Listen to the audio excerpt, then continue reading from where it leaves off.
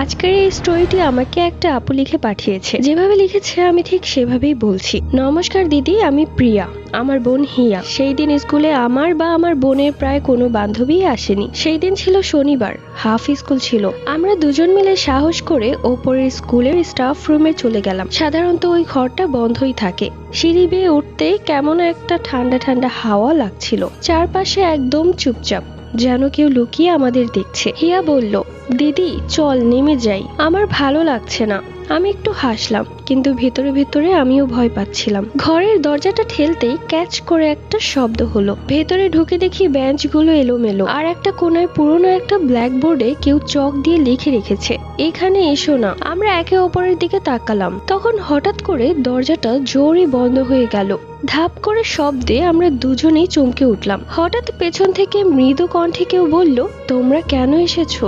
আমরা ধীরে ধীরে ঘুরে তাকালাম, কিন্তু সেখানে কেউই নেই। হিয়ার হাত কাঁপছিল। সে আমার হাত শক্ত করে ধরে বলল, দিদি কেউ আছে এখানে। এরপর ব্ল্যাকবোর্ডে নিজের থেকেই লেখা বদলাতে শুরু করলো, এখন আর এখান থেকে বেরোতে পারবে না।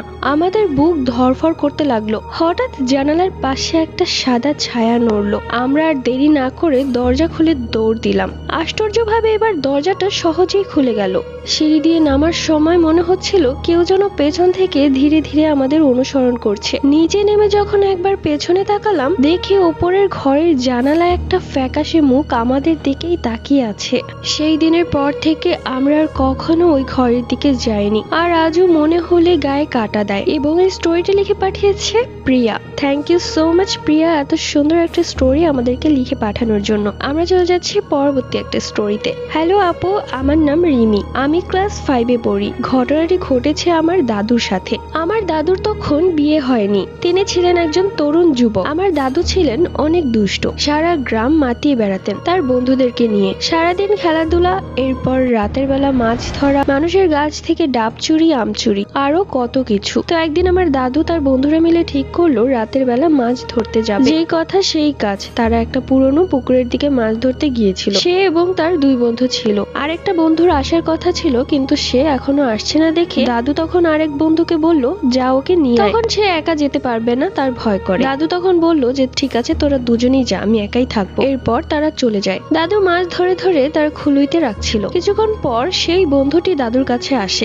যার আসার কথা ছিল, মানে যাকে আনতে 2 বন্ধু গিয়েছে। তখন দাদু জিজ্ঞেস করলো যে আরো 2 জন কোথায়, কিন্তু সে কিছুই বলল না। দাদুর কাছে বসে খুলুই থেকে একটা একটা করে মাছ নিয়ে খেতে লাগলো। দাদুর খুব ভয় লাগছিল। দাদু বুঝতে পারলো সে কার কবলে পড়েছে। দাদু সবকিছু রেখে দৌড়ে পালায়। দৌড়াতে দৌড়াতে ধাক্কা খায় 3 জন বন্ধুর সাথে।